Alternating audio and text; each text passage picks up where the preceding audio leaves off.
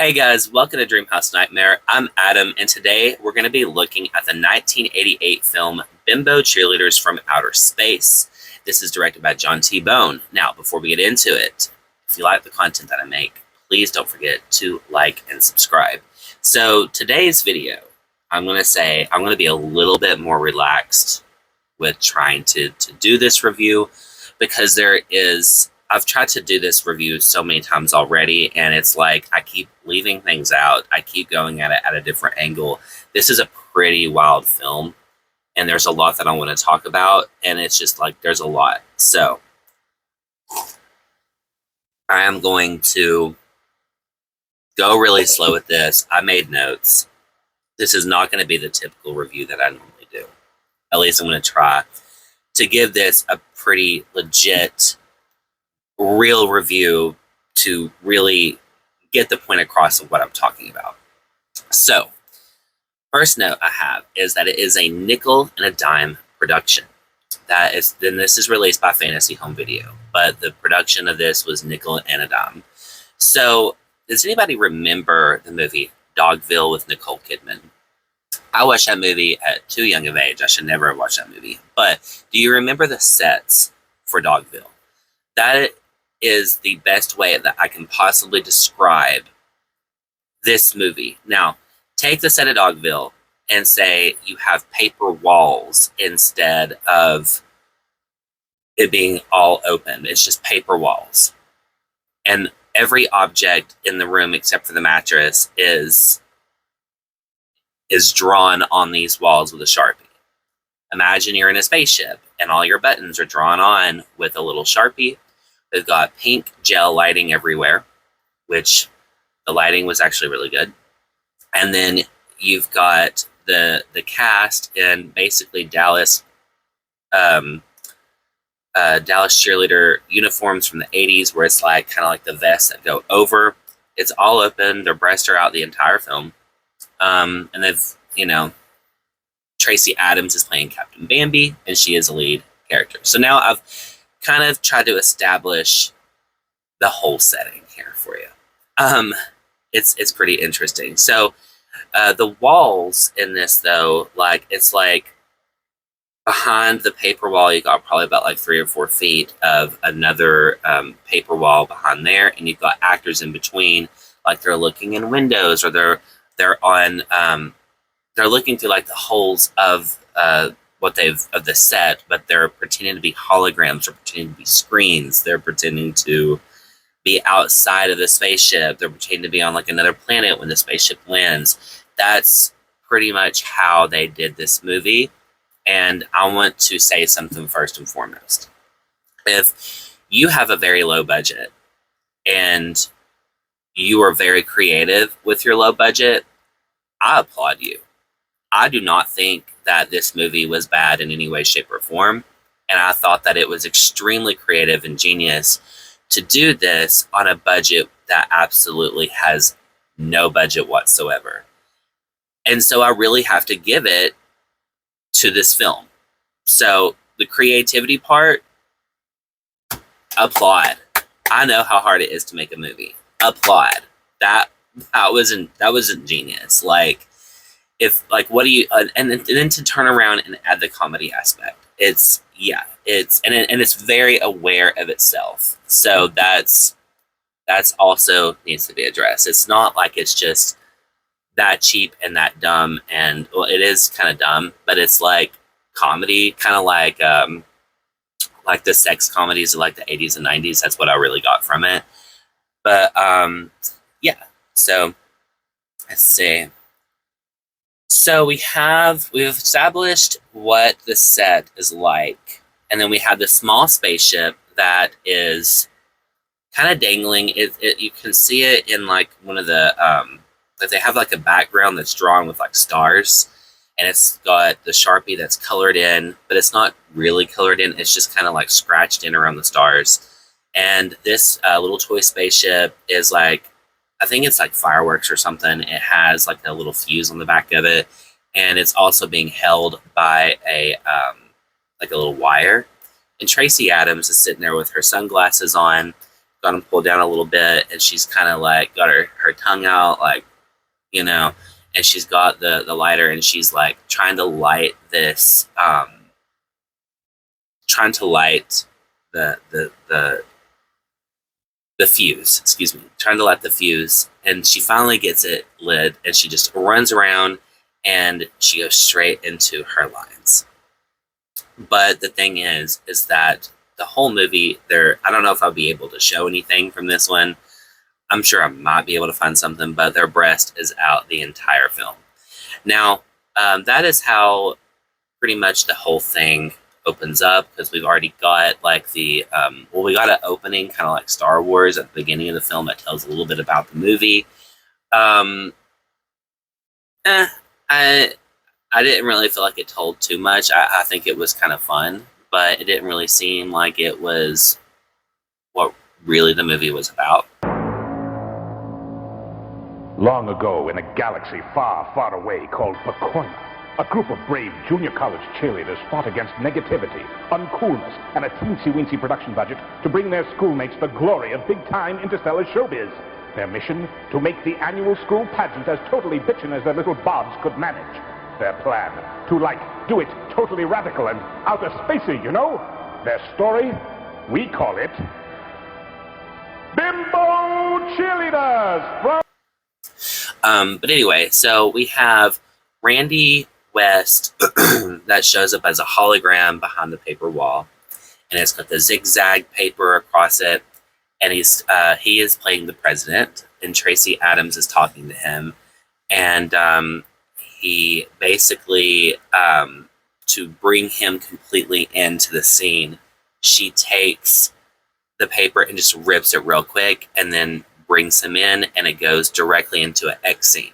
Now, the X scenes I do have to talk about in this movie. It truly looks like everybody was way into it, and it also, these are good X scenes. Like if you are into the X-rated material, these are pretty wild, not really tame, pretty loud, and pretty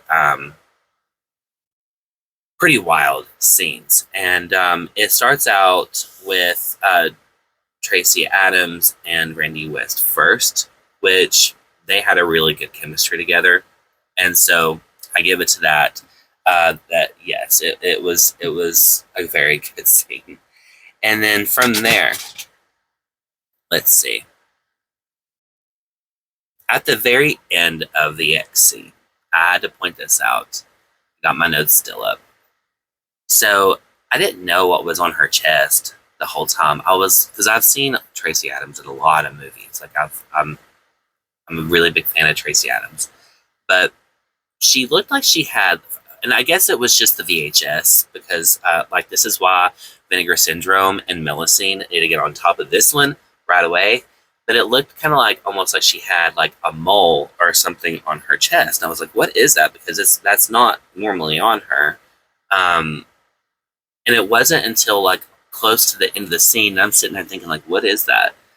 She had those little, you remember like when you were like in grade school and like you had perfect attendance, and they had those like rainbow stars. They had like green, gold, red, and blue, and all that, right?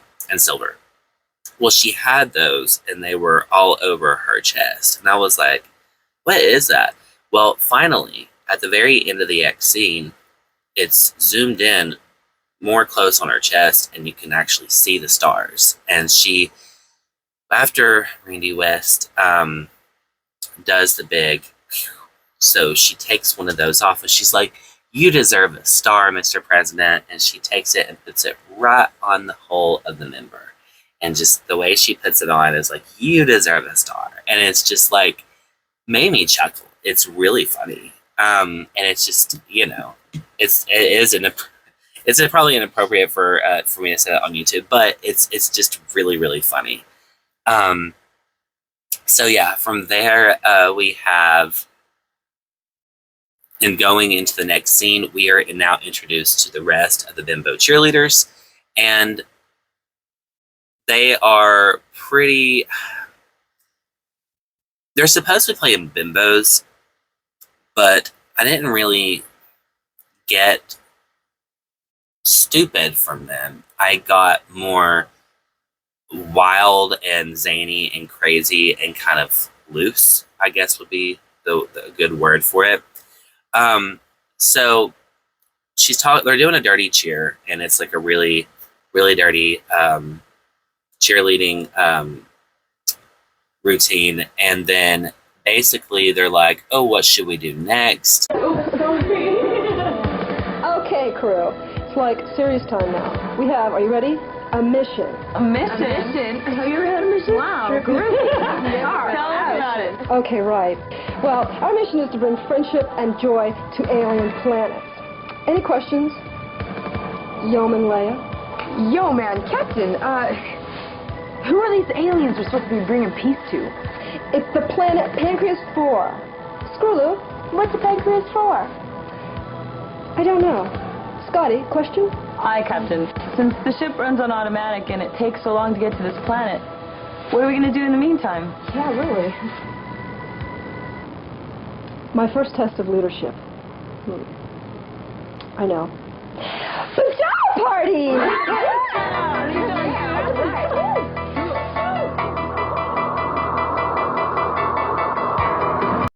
They have another scene where the room is kind of looks like it's kind of like a split, and then they have like a window open.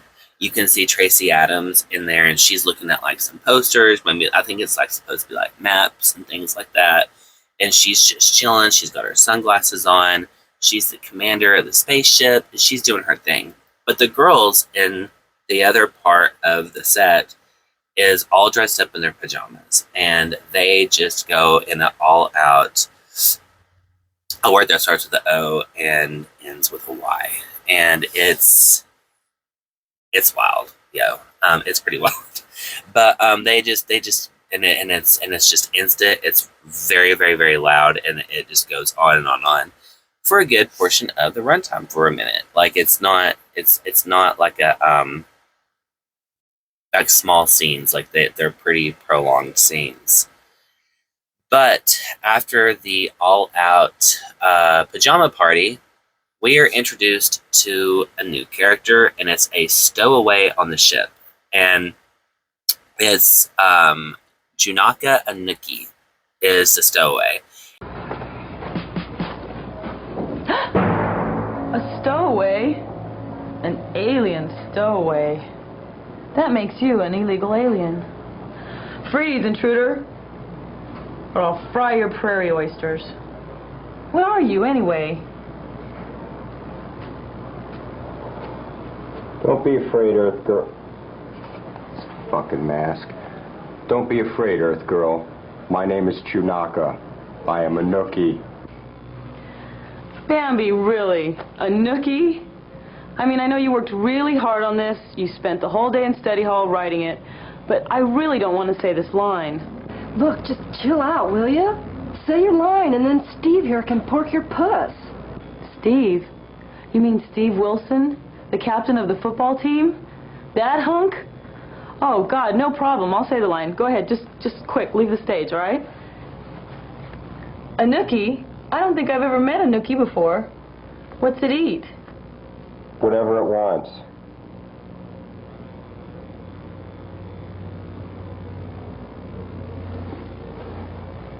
Do I have another line here? I don't know, let me check. Okay. Freeze, intruder, all. Illegal alien, Okay. Bambi, Nookie. We did that. Yeah. Quarterback. Okay. A Nookie, I don't think. Anything it wants. And it's played by Randy Spears. He's basically playing on the trope of Planet of the Apes. He has like an ape mask on with like the hands and like the outfit, and the story of where these girls are going on the spaceship. They're trying to get to a planet, but it takes forever to get to the planet, so they're trying to bypass their time. That's pretty much what I gathered from the whole first part of this. And then they find the stowaway, and one of the actresses is like in mid sentence, she's like, "Oh, like you must be a stowaway," and then she turns around and she breaks, and she's like, "I don't really want to say this line."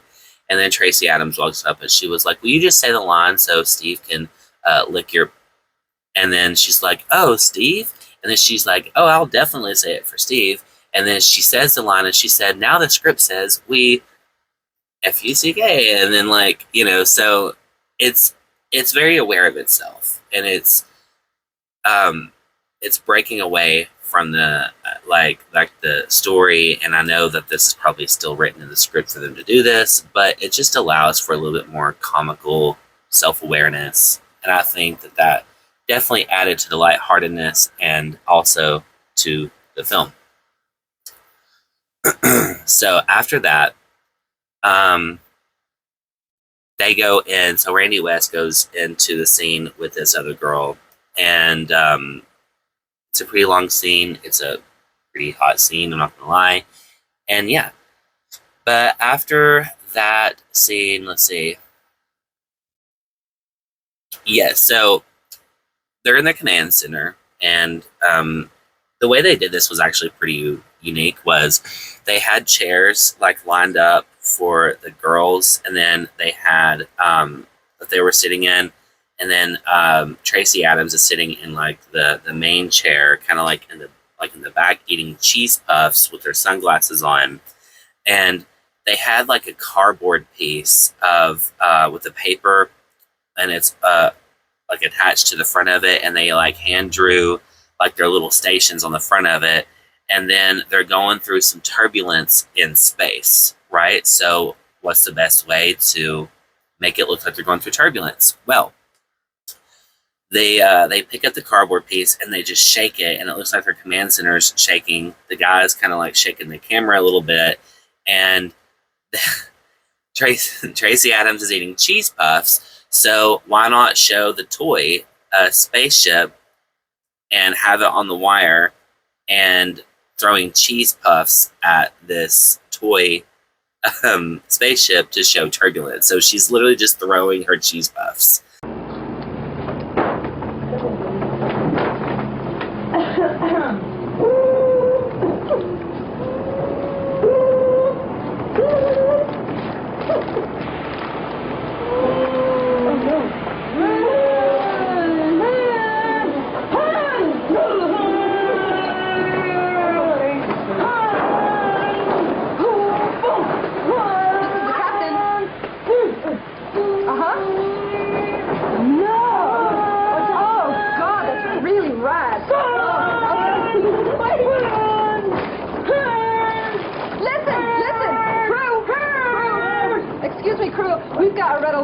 Okay, we're gonna like run into a meteor belt, and so like whatever that means, I just got word from the engine room, so hold on.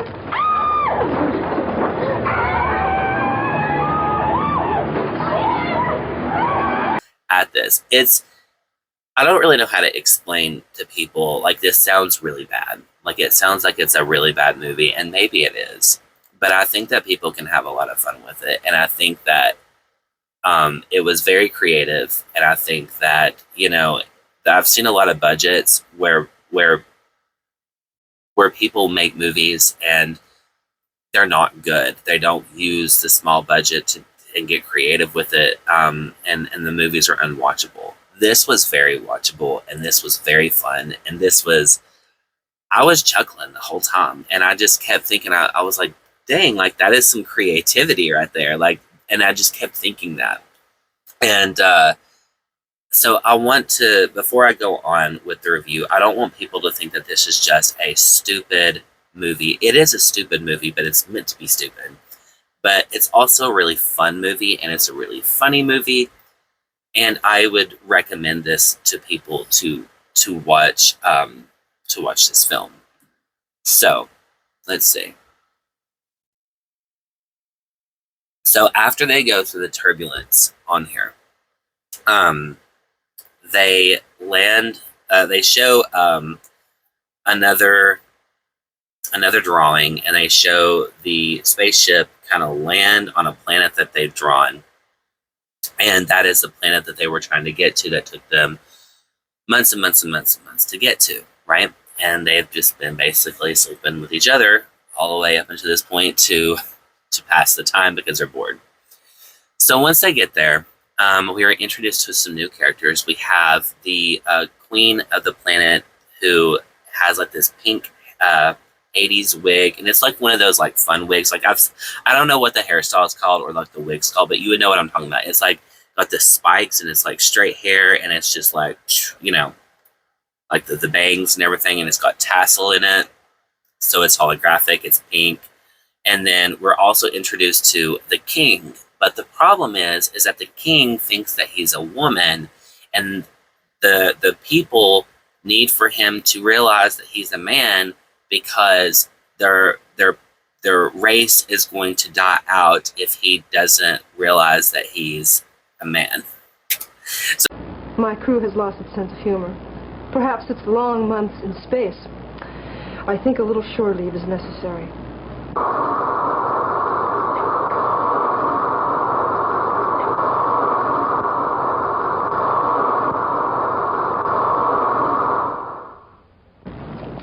We've landed. Is everybody ready? I've got the punch. I've got the chips and dips. I got the Rivers and Joy Gel. And I got another hard on. Ooh-wee. Ooh, there's a man on board. All is in readiness. Open the hatch. I said, open the hatch. We're trying. We're trying. Oh.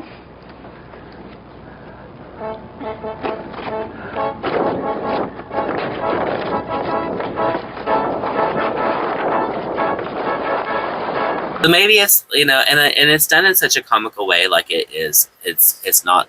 Maybe that sounds like more politically incorrect, and I don't really care. Like I'm trying to explain it, but it didn't seem like offensive or anything. It just was really funny. So the king comes out and he's all flamboyant. He walks over to Randy Spears' character, who is in the Planet of the Apes kind of costume, and he like grabs his hand and puts it on his chest, and he's like flirting with Randy Spears' character, and he just like pulls off his glove and he's like, no, and he just leaves the costume on his chest. So like, again, I said, like, it's very aware of itself.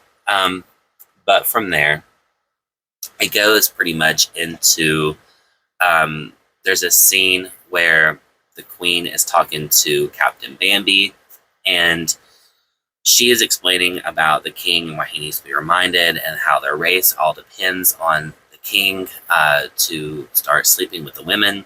And it's been centuries, she says, since she has basically gotten laid. And so Captain Bambi's characters, which is Tracey Adams, is like, oh, well, you know, can I do this to you? And she's like, I'm sorry, but those words don't translate in my language. You're going to have to show me. And so they go into a scene. And then after that, it goes into a complete all-out scene with everybody except Tracey Adams. Tracey Adams had some headphones on with sunglasses, and she's just sitting there like dancing to music, and then like everybody's having a big old orgy. And yeah. And so they turned the king, and so the people are saved. And that is the story of Bimbo Cheerleaders from Outer Space. And I can't go into too much detail about the X scenes, but they were wild. They were animalistic almost. Like, I have seen a lot of adult videos, but that was pretty wild. And I really, really did like this movie. I watch these movies just for pure entertainment, just because I like to learn about different actors. I like to actually look at the cinematography, look at the creativity in some of these things, because if you're going to have a really low budget, you got to see how you can entertain an audience, right? So I feel like filmmakers can actually learn a lot from films like this, and especially this one. With Bimbo Cheerleaders from Outer Space, I'm going to have to give it, I want to give it an 8, but